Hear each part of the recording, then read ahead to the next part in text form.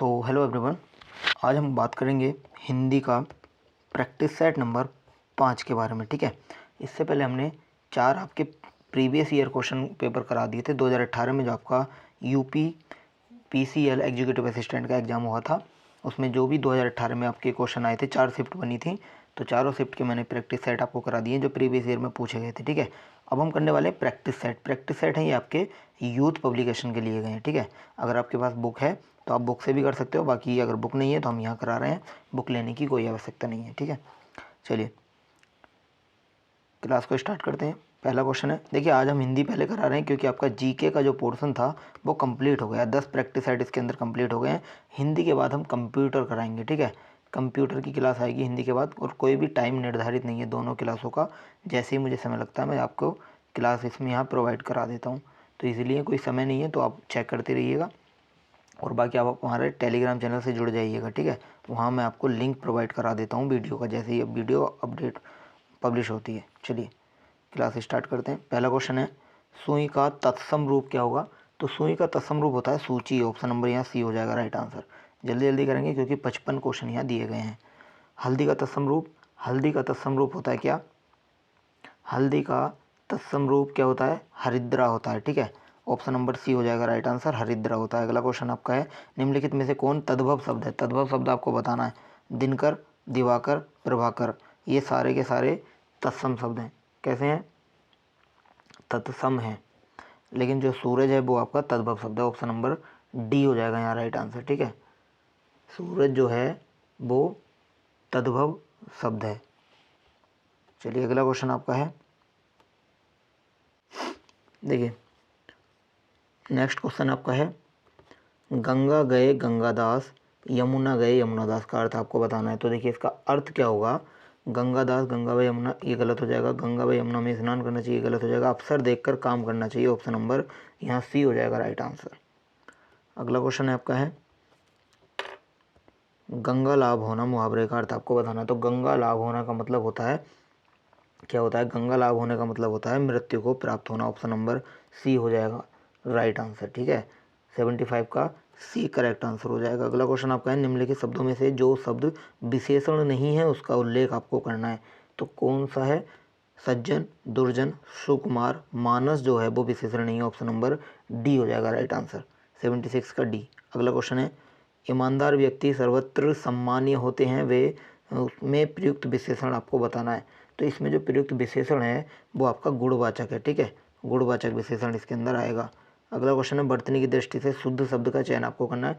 वर्तनी की दृष्टि से शुद्ध शब्द का चयन आपको करना है। तो देखिए ये हो जाएगा अनुग्रहित, अनुग्रहित नहीं होगा, अनुग्रहित हो जाएगा। ऑप्शन नंबर यहाँ बी हो जाएगा राइट आंसर।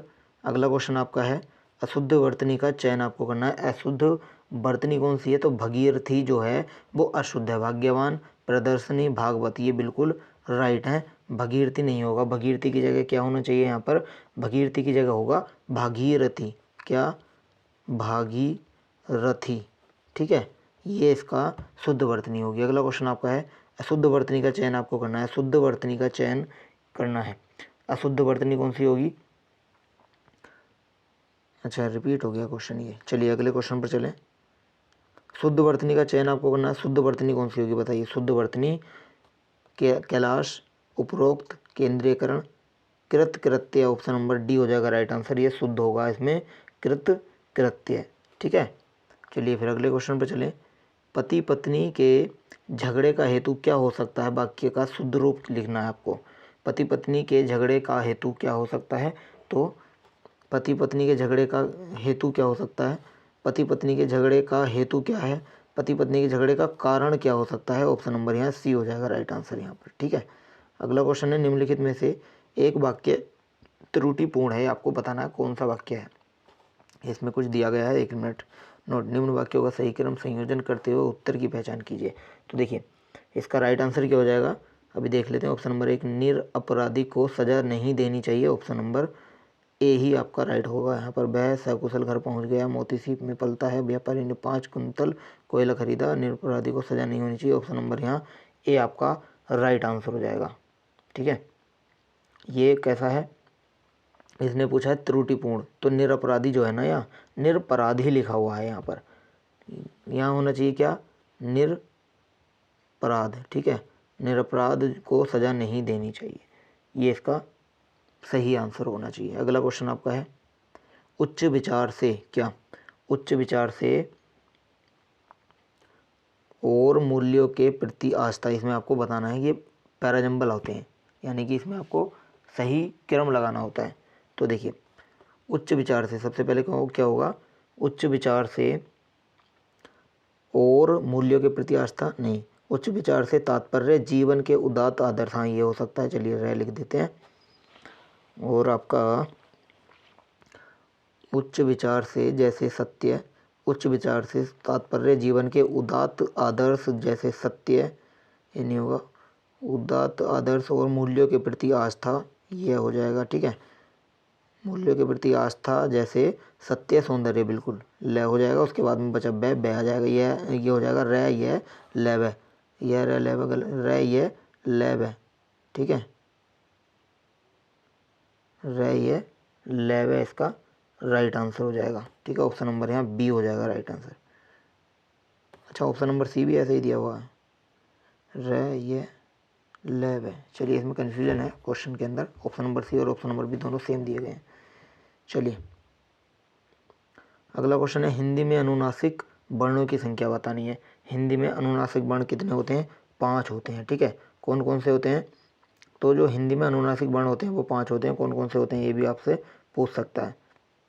तो एक तो होता है ये वाला, ठीक है, एक होता है ये वाला, ठीक है, और एक होता है ये, एक होता है न, एक होता है मैं। ठीक है, ध्यान रखेंगे। अगला क्वेश्चन आपका कौन सा वर्ण घोष है, घोष वर्ण कौन सा होता है ये आपको बताना है। ख मैं च तय, कौन सा वर्ण, पहले तो आप ये समझिए कि घोष वर्ण कौन कौन से होते हैं। तो देखिए घोष वर्ण होते हैं कौन कौन से, जिसमें तीसरा, चौथा और पांचवा वर्ण आता है, वो सारे के सारे कौन से होते हैं, घोष वर्ण होते हैं। ठीक है, तीसरा, चौथा और पांचवा। तो इसमें हमें देखना है कि कौन सा वाला वर्ण घोष वर्ण दिया गया है। तो इसके अंदर है आपका मैं, ऑप्शन नंबर सी हो जाएगा यहाँ राइट आंसर। मैं जो है वो आपका करेक्ट आंसर हो जाएगा। अगला क्वेश्चन आपका डायरी शब्द, डायरी कैसा शब्द है, तो डायरी शब्द की बात की जाए तो ये एक अंग्रेजी शब्द है, ऑप्शन नंबर ए हो जाएगा राइट आंसर। अगला क्वेश्चन है बाल्टी शब्द कैसा है, तो बाल्टी आपका पुर्तगाली है, कैसा, पुर्तगाली शब्द है बाल्टी। ठीक है, ऑप्शन नंबर बी हो जाएगा राइट आंसर। अगला क्वेश्चन है त्रिभुवन, त्रिभुवन में समास आपको बताना है। त्रिभुवन में जो समास होगा वो आपका होगा द्विगु समास, ऑप्शन नंबर डी हो जाएगा राइट आंसर। द्विगु समास आपका त्रिभुवन में होगा। अगला है लोह पुरुष में कौन सा समास है, तो लोह पुरुष में समास की बात की जाए तो लोह पुरुष में समास आपका है कर्मधारय समास, ऑप्शन नंबर बी आपका करेक्ट आंसर हो जाएगा, कर्मधारय समास है। अगला क्वेश्चन है निहि प्लस च, यानी निश्चय में संधि आपको बतानी है, निहि प्लस च, इसका करेक्ट आंसर हो जाएगा आपका इसमें विसर्ग संधि है, ऑप्शन नंबर बी आपका राइट आंसर हो जाएगा विसर्ग संधि। अगला है प्रातः काल या प्रातः काल संधि, बताइए प्रातः और काल में संधि बतानी है आपको, तो प्रातः काल में संधि आपकी विसर्ग संधि आएगी, ऑप्शन नंबर ए आपका राइट आंसर होगा। अगला क्वेश्चन है पुरस्कार में कौन सी संधि है, तो पुरस्कार में संधि की बात की जाए तो स्वर संधि नहीं, पुरस्कार में व्यंजन संधि होगी क्या, पुरस्कार के अंदर होगी आपकी विसर्ग संधि, ऑप्शन नंबर सी हो जाएगा राइट आंसर। पुरस्कार में कौन सी संधि है, विसर्ग संधि आएगी। ठीक है, पुरस्कार को हम कैसे लिखेंगे, पु पुरः, ठीक है, प्लस कार, ये हो जाएगी पुरस्कार। ठीक है, अगला क्वेश्चन आपका है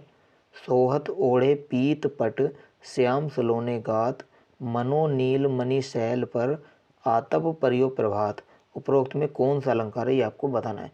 तो अलंकार इसके अंदर कौन सा है, इसके अंदर उत्प्रेक्ष अलंकार है, ऑप्शन नंबर डी हो जाएगा राइट आंसर। उत्प्रेक्ष अलंकार की परिभाषा क्या होती है, जहाँ उपमेय में उपमान की होने की संभावना का पता चले। ठीक है, वहाँ पर होता है आपका उत्प्रेक्ष अलंकार। पहचान कैसे करेंगे, पहचान में मैंने आपको बताया था, मानो मनहु जानो जनहु इस तरह के क्वेश्चन में आ जाएं तो आप पहचान कर लीजिएगा। ठीक है, इस तरह से आप इनको पहचान सकते हैं। तो इसके अंदर कौन सा आ रहा है, मनो आ रहा है।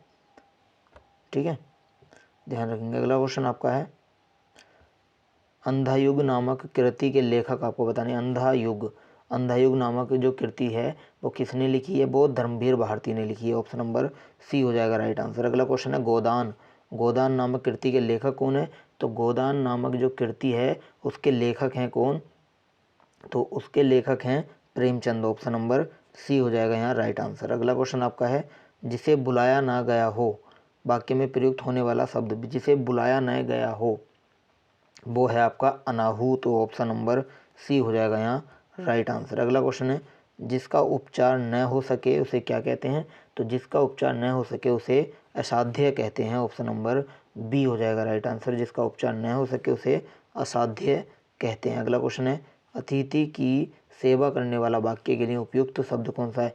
अतिथि की सेवा करने वाला क्या होगा? अतिथे होगा। ठीक है, अतिथे होगा। ऑप्शन नंबर डी हो जाएगा यहाँ राइट आंसर। अगला क्वेश्चन आपका है निम्नलिखित गद्यांश को पढ़कर संबंध वैकल्पिक उत्तरों में से सही उत्तर का आपको चयन करना है।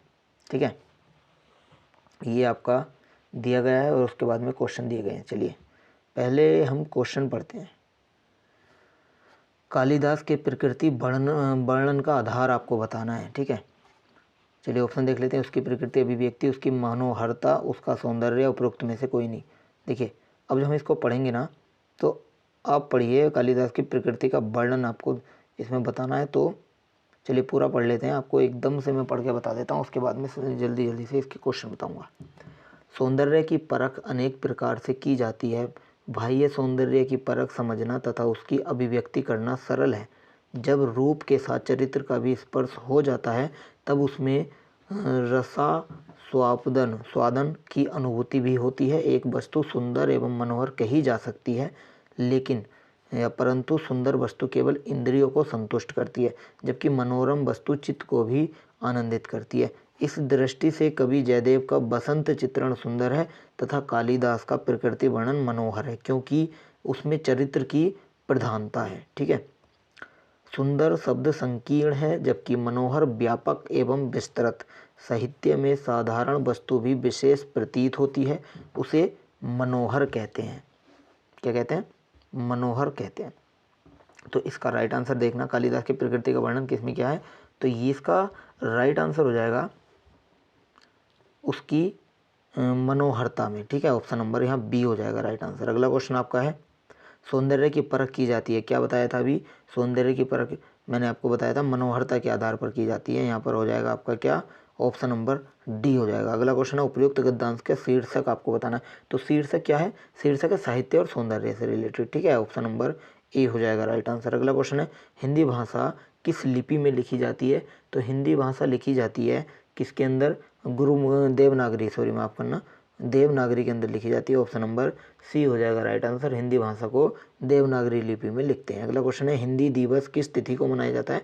तो हिंदी दिवस अगर आपसे आ जाए तो हिंदी दिवस आपका 14 सितंबर को मनाया जाता है। ठीक है, और सबसे पहले इसे राजभाषा का दर्जा कब मिला था? 1949, 14 नवंबर, सितंबर नहीं नवंबर माफ़ करना, 14 नवंबर 1949 को इसे राजभाषा का दर्जा दिया गया था। और ये जो हिंदी दिवस मनाते हैं वो 14 नवंबर को मनाते हैं। यहीं अगर आपसे पूछ ले विश्व हिंदी दिवस कब मनाते हैं, विश्व हिंदी दिवस कब मनाते हैं, देखिए कंफ्यूज करते हैं क्वेश्चन, किसी वजह से आ जाए हिंदी दिवस कब मनाया जाता है या विश्व हिंदी दिवस कब मनाया जाता है। ऑप्शन में 14 नवंबर भी दिया है और विश्व हिंदी दिवस कब मनाया जाता है? 10 जनवरी को मनाया जाता है। पहले आप ये याद रखिएगा। ठीक है, ऑप्शन में 10 जनवरी भी दिया है और 14 नवंबर भी दिया है। आप हो जाओगे कन्फ्यूज, क्योंकि इसे याद रखना बहुत ज़रूरी है। विश्व हिंदी दिवस आए तो 10 जनवरी लगाना है और अगर राष्ट्रीय हिंदी दिवस या हिंदी दिवस आए तो 14 नवंबर लगाना। सॉरी माफ़ करना, 14 नवंबर नहीं होगा, मेरा भी दिमाग घूम रहा है। चलिए 14 सितंबर होगा, ध्यान रखेंगे, 14 सितंबर हो जाएगा। 14 सितंबर 1949 को राजभाषा का इसे दर्जा दिया गया था। नवंबर नहीं है, सितंबर है, ध्यान रखेंगे। चलिए अगला क्वेश्चन है राम धीरे धीरे पढ़ता है, इस वाक्य में धीरे धीरे शब्द क्या है? तो राम धीरे धीरे पढ़ता है, इस वाक्य में जो धीरे धीरे शब्द दिया गया है ना वो आपका क्रिया विशेषण दिया गया है। ऑप्शन नंबर डी आपका यहाँ राइट आंसर हो जाएगा। अगला क्वेश्चन है लड़का दौड़ता है, लड़का दौड़ता है, इस वाक्य में लड़का जो है वो किस संज्ञा का उदाहरण है? तो लड़का जो है वो आपका किस संज्ञा का उदाहरण है? यह है आपका जातिवाचक संज्ञा का उदाहरण। ऑप्शन नंबर बी हो जाएगा राइट आंसर। अगला क्वेश्चन है निम्नलिखित में से कौन सा शब्द जातिवाचक संज्ञा नहीं है? कौन सा शब्द नहीं है जातिवाचक संज्ञा? आपका सुंदर जो है वो जातिवाचक संज्ञा नहीं है, ऑप्शन नंबर सी हो जाएगा राइट आंसर। अगला क्वेश्चन आपका है, निम्नलिखित में से कौन सा शब्द बहुवचन है? पौधा, प्राण, लड़का, पुस्तक। बहुवचन शब्द कौन सा है? बहुवचन शब्द आपका प्राण है, ऑप्शन नंबर सी हो जाएगा राइट आंसर। अगला क्वेश्चन है, परोक्ष का विलोम शब्द क्या है? परोक्ष का विलोम क्या होगा? इसका हो जाएगा प्रत्यक्ष, ऑप्शन नंबर ए आपका राइट आंसर हो जाएगा। अगला क्वेश्चन है, नीचे दिए गए वाक्यों में से एक खंड में त्रुटि है, उसे आपको छांटना है। तो देखिए क्वेश्चन नंबर 109, इसमें से आपको बताना है कौन से में त्रुटि है। समय के सदुपयोग द्वारा मनुष्य देवता बन जाता है, इसमें कोई त्रुटि नहीं है, बताइए है या नहीं है? इसके अंदर कोई भी त्रुटि नहीं है, तो इसका right answer option number D हो जाएगा। अगला क्वेश्चन आपका है, धनवान को व्यर्थ बेकार में सहायता देकर कोई लाभ न होगा। तो इसके अंदर जो त्रुटि है वो बेकार में है, ठीक है, ऑप्शन नंबर यहाँ बी हो जाएगा राइट आंसर। बेकार की जगह व्यर्थ होना चाहिए था। अगला क्वेश्चन है, निम्नलिखित में से कौन सा शब्द स्त्रीलिंग में प्रयुक्त होता है? ऋतु, हंस, पंडित, आचार्य।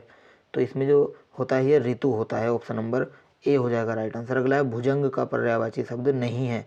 भुजंग का पर्यायवाची शब्द नहीं है, उसके लिए आपको भुजंग के पर्यायवाची शब्द याद होने चाहिए। तो भुजंग का जो पर्यायवाची शब्द होते हैं वो कौन कौन से होते हैं? देखिए मैं आपको बता देता हूँ।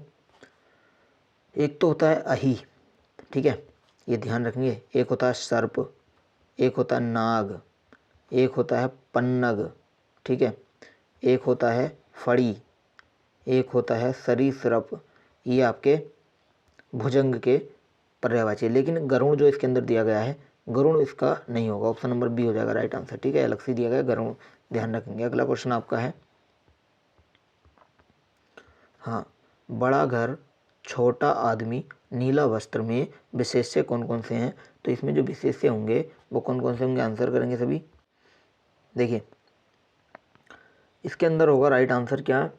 एक तो हो जाएगा घर, ठीक है, एक हो जाएगा आपका आदमी, नीला वस्त्र में हो जाएगा वस्त्र, यानी कि घर, आदमी, वस्त्र, नीला, घर, आदमी, वस्त्र, ऑप्शन नंबर सी हो जाएगा यहाँ राइट आंसर। अगला है, बाच्य होते हैं। बाच्य कितने प्रकार के होते हैं? तो बाच्य होते हैं आपके 3 प्रकार के, ठीक है, ऑप्शन नंबर ए आपका राइट आंसर हो जाएगा। बाच्य होते हैं 3 प्रकार के। अगर आपसे पूछ ले कि कौन कौन से बाच्य होते हैं तो सबसे पहले लिखेंगे कृत वाच्य होता है, ठीक है, कृत वाच्य।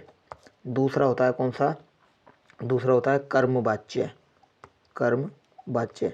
यहीं अगर आपसे पूछ ले तो तीसरा हो जाएगा भाव वाच्य, ठीक है, नोट करेंगे सभी। चलिए अगला क्वेश्चन आपका है, निम्नलिखित में भाववाच्य बताना है। भाववाच्य बताइए, भाववाच्य बताइए। भाववाच्य, तुम फूल तोड़ोगे, अब चला जाए, बच्चे खेल रहे हैं, पुस्तकें लिखी जाएंगी। तो इसका राइट आंसर हो जाएगा अब चला जाए, ऑप्शन नंबर बी हो जाएगा राइट आंसर। इसमें भाव प्रकट हो रहा है, ठीक है। अगला क्वेश्चन है, समुच्चय बोधक को कहते हैं, क्या कहते हैं समुच्चय बोधक को? इसे बोला जाता है अभिकारी, ऑप्शन नंबर ए हो जाएगा राइट आंसर। अगला क्वेश्चन है, हिंदी में वचन होते हैं। हिंदी में जो वचन होते हैं वो कितने प्रकार के होते हैं? आपके टोटल 2 प्रकार के होते हैं, ऑप्शन नंबर यहाँ सी हो जाएगा राइट आंसर। एक वचन होता है एक तो, और एक बहुवचन होता है, बहुवचन। संस्कृत की बात नहीं कर रहा हूँ मैं, संस्कृत में 3 होते हैं, इसमें होते हैं 2, ठीक है। चलिए अगला क्वेश्चन आपका है, निम्न में सममात्रिक छंद का कौन सा उदाहरण है? सममात्रिक छंद कौन सा उदाहरण है? ये आपका है चौपाई, ऑप्शन नंबर सी हो जाएगा राइट आंसर, चौपाई होगा, ठीक है। सममात्रिक छंद कौन सा है? वो चौपाई है। चलिए फिर अगले क्वेश्चन पर चलें। अगला क्वेश्चन है, सरस्वती का पर्यायवाची नहीं है। सरस्वती का पर्यायवाची नहीं है, बताइए कौन सा नहीं है? देखिए आपको बता दूं, बाड़ी सरस्वती का है, बीड़ा पाड़ी सरस्वती का, कमला गलत हो जाएगा, शारदा सरस्वती का। तो इसका right answer option number C हो जाएगा, ठीक है। सी जो है वो कमला जो है वो सरस्वती का पर्यायवाची नहीं है, तो इसमें right answer option number C हो जाएगा, ठीक है। यहीं अगर से चलिए देखिए, चलिए बता ही देता हूँ, जो कमला है वो सरस्वती का नहीं है, किसका है? ये लक्ष्मी का पर्यायवाची शब्द है, ध्यान रखेंगे, लक्ष्मी का। अगला क्वेश्चन है, इक्षु, इक्षु का तत्सम रूप क्या, तद्भव रूप क्या होता है? तो इक्षु का जो तद्भव रूप होता है वो ईंख होता है, ठीक है, ईंख, ऑप्शन नंबर सी हो जाएगा राइट आंसर। अगला क्वेश्चन आपका है, रेलगाड़ी शब्द है। रेलगाड़ी शब्द कैसा शब्द है? तो रेलगाड़ी शब्द की बात की जाए तो ये आपका संकर शब्द है, ऑप्शन नंबर डी हो जाएगा राइट आंसर। संकर शब्द कौन कौन से होते हैं? संकर शब्द कौन कौन से होते हैं? जो दो, जो क्या बोलते हैं उसको, अलग अलग शब्दों से मिलकर जो एक शब्द बनता है, यानी कि जो उनके अलग अलग अर्थ होते हैं। फॉर एग्जांपल आप लो, जैसे रेलगाड़ी है, रेल और गाड़ी, इन दोनों को मिलाकर एक शब्द बना। जैसे रेल आपका है अंग्रेजी का शब्द, ठीक है, और गाड़ी आपका कहाँ का है, हिंदी का शब्द। तो जब दो अलग अलग भाषाओं के शब्द मिलकर एक नया शब्द बनाते हैं ना, तो वहाँ पर क्या होता है, उन्हें हम संकर शब्द कहते हैं। जैसे आप ये देखिए, सीलबंद, सीलबंद एक शब्द है माना। सीलबंद के अंदर जो सील दिया गया है, ये जो सील है ये आपका इंग्लिश का शब्द है, और यहीं पर अगर आपसे पूछ ले बंद, बंद आपका फारसी का शब्द है, ठीक है। इन दोनों को मिलाकर क्या बना, सीलबंद बना। अगला क्वेश्चन है थोक का पर्यायवाची। थोक का पर्यायवाची क्या होगा, तो थोक का जो पर्यायवाची होगा वो आपका परचून नहीं होगा, थाक नहीं होगा, थोया नहीं होगा, पर्यायिक होगा। पर्यायिक ऑप्शन नंबर डी हो जाएगा यहाँ right answer. Option number D इसका करेक्ट आंसर होगा। अगला क्वेश्चन आपका है विभू का पर्यायवाची बताना है। विभू का पर्यायवाची क्या होता है, विभू का पर्यायवाची सर्वव्यापक और नित्य होता है। ऑप्शन नंबर ए आपका राइट हो जाएगा। अगला क्वेश्चन है व्यास का विलोम शब्द। व्यास का विलोम शब्द कौन सा होगा, तो व्यास का विलोम शब्द होगा समास। ऑप्शन नंबर ए आपका राइट आंसर हो जाएगा, समास हो जाएगा। अगला क्वेश्चन है छक्का पंजा करना मुहावरे का सही अर्थ। छक्का पंजा करना मुहावरे का सही अर्थ क्या होगा, ये होगा ओछी हरकत में हरकत से कार्य सिद्ध करना। ऑप्शन नंबर बी हो जाएगा राइट आंसर। ठीक है, आज का सेशन हमारा यहीं समाप्त होता है। 55 क्वेश्चन मैंने आपको कराए, कितने क्वेश्चन आपके बिल्कुल ठीक हुए हमें कमेंट करके ज़रूर बताएं। वीडियो अच्छी लगी तो वीडियो को लाइक करें, चैनल को सब्सक्राइब करें, ताकि आने वाली सारी अपडेट आपको समय पर मिलती रहे और हमें भी अच्छा लगे। और देखिए क्लास को